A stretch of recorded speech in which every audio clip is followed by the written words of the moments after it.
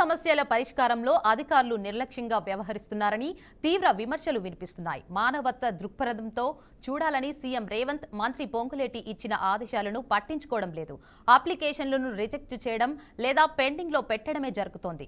ధరణి Bhubharati portal ద్వారా వచ్చిన దరఖాస్తులు, రెవెన్యూ సదస్సులో స్వీకరించిన అప్లికేషన్లు ఆగస్టు 15 లోపు పరిష్కరించాలని ప్రభుత్వ సంకల్పం ఉన్నా అధికారులు తుంగలో తొక్కేశారు. 9 లక్షల అప్లికేషన్లలో పాపుగా సగం కూడా పరిష్కారం కాలేదు. పాత రికార్డులను పరిశీలిస్తే 90% సమస్యలను సులభంగా పరిష్కరించవచ్చని నిపుణులు చెబుతున్నా ఆ దిశగా అధికారులు కదలడం లేదు. దీంతో దరఖాస్తుదారులు ఇంకా ఏడాది గడిచినా సమస్యలు పరిష్కారం కాకపోవచ్చనేమో ఆందోళనలో ఉన్నారు.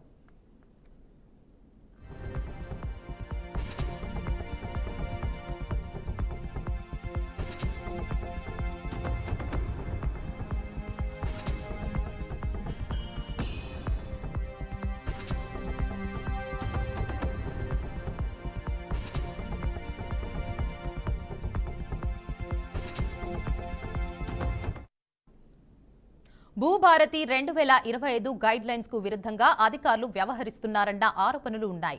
వారం రోజుల్లో పరిష్కరించాల్సిన చిన్న సమస్యలకే 3 ఏళ్లుగా తిరుగు పెడుతున్నారని విమర్శలు వినిపిస్తున్నాయి.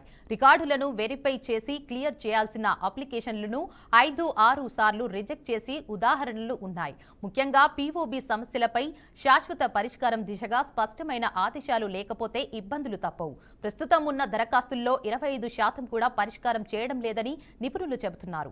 కేవలం డాష్ బోర్డు క్లియర్ చేస్తూ ఫైల్ డిస్పోజ్ చేసినట్లే చూపిస్తున్నారు. కానీ దీని ద్వారా రైతులకు న్యాయం జరగట్లేదు. సమస్యల పరిష్కారంలో ప్రామాణికతను ఖచ్చితంగా నిర్దేశించాల్సిన అవసరం ఉంది.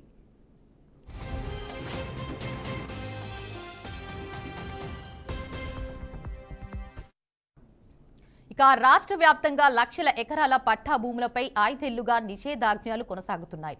దశాబ్దాలుగా పట్టాగా ఉన్న భూములను కాస్టా పహాని పేరుతో పీఓబీలో నమోదు చేశారు.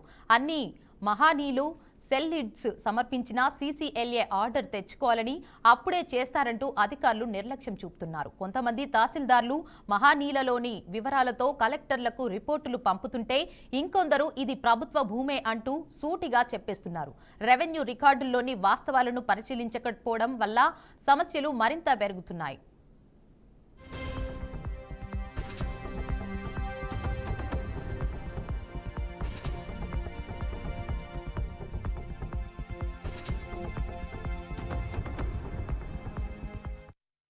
ఇక దీనిపై మరింత సమాచారాన్ని మా ప్రతినిధి శ్యామ్ అందిస్తారు. చెప్పండి శ్యామ్.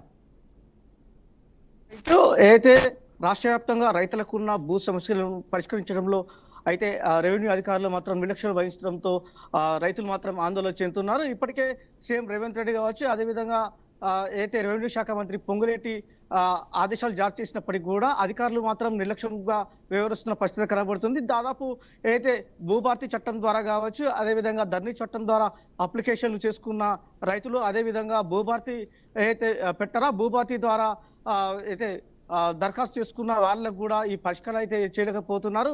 దాదాపు 9 లక్షల అప్లికేషన్లు మాత్రం రాష్ట్ర వ్యాప్తంగా ఉన్నాయి. ఈ 9 లక్షల అప్లికేషన్లు ఆగస్టు 15 లోపల క్లియర్ చేస్తామని ప్రభుత్వం చెప్పినప్పటికీ కూడా ఇప్పటికి కూడా దాదాపు పావు వంతు కూడా ఆ అప్లికేషన్లు క్లియర్ చేసిన పరిస్థితి కనబడటం లేదు. అయితే 1970 కావచ్చు, అదేవిధంగా 66 చట్టం 1920 ప్రకారం ఏదైతే రికార్డ్స్ ఉన్నాయో ఆ రికార్డ్స్ ప్రకారం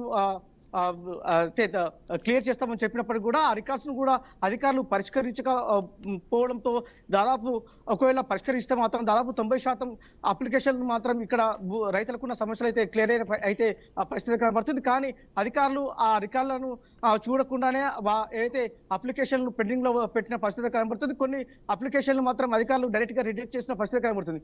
మరికొంతమంది రైతులు మాత్రం ఏదైతే పేర్లు తప్పులు ఉన్నాయో ఆ పేర్లను తప్పులు కావచ్చు, అదేవిధంగా విస్తారంలో తప్పులు ఉన్నప్పుడు భూభారతి చట్టం ద్వారా అప్లికేషన్లు చేసుకున్నారో ఆ అప్లికేషన్లను అధికారులకు చెప్పినప్పటికీ కూడా అధికారులు సీసీఎల్ఏ ద్వారా మీరు ఫోన్ చేస్తే తప్పదు, అక్కడ నుండి ఆర్డర్ తెచ్చుకోండి, ఆర్డర్ ద్వారానే మేము చేస్తామని చెప్తున్న పరిస్థితి కనబడుతుంది. మొత్తం మీద అయితే ఈ అధికారులు మాత్రం నిర్లక్ష్య ధోరణి ప్రదర్శిస్తున్న పరిస్థితి కనబడుతుంది. దీనివల్ల రైతులు మాత్రం అనేక ఆందోళన చెందుతున్న పరిస్థితి కనబడుతుంది. ముఖ్యంగా కొంతమంది రాష్ట్ర వ్యాప్తంగా ఉన్నటువంటి లక్షల ఎకరాల భూమి కూడా దాదాపు 5-6 శతాబ్దాలుగా కూడా పట్టా భూములు ఉన్నప్పటికీ కూడా ప్రస్తుతం మాత్రం లక్షలాది ఎకరాల భూమి మాత్రం నిషేధ భూములు పట్టాలోకి వెళ్ళిపోయిన పరిస్థితి కనబడుతుంది. వాటిని కూడా క్లియర్ అని చెప్పాల్సి అయితే రైతులు అప్లికేషన్లు పెట్టుకున్నప్పటికీ కూడా వాటి పరిష్కారంలో మాత్రం అధికారులు మాత్రం చొరవ చూపడం లేదు. దీనివల్ల అయితే ప్రభుత్వానికి మాత్రం చెడ్డ పేరు వచ్చే అవకాశం ఉన్నట్టయితే తెలుస్తుంది. అయితే ప్రభుత్వం మాత్రం ఆగస్టు 15 లోపల మాత్రం అన్ని అయితే పరిష్కారం చేస్తామని చెప్పినప్పటికీ కూడా ఇప్పటికి మాత్రం ఆ దిశ మాత్రం ప్రయత్నం అయితే చేయలేని పరిస్థితి కనబడుతుంది. మొత్తం మీద రాష్ట్ర వ్యాప్తంగా లక్షలాది ఎకరాల భూమి మాత్రం నిషేధ భూమిలోకి వెళ్ళిన పరిస్థితి కనబడుతుంది. అయితే కొంతమందికి మాత్రం తప్పులు ఉన్న అప్పుడు కూడా వారు అప్లికేషన్లు పెట్టుకున్నారు, కూడా క్లియర్ చేయని పరిస్థితి కనబడుతుంది. కొన్ని చిన్న తప్పులు దొరికిన పరిస్థితి కనబడుతుంది.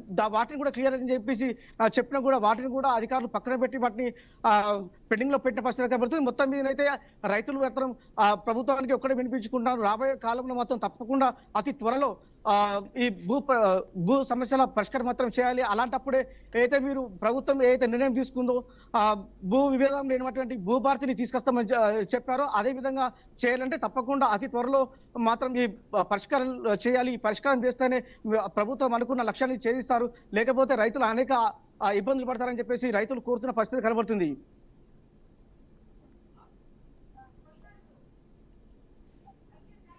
Right, thank you.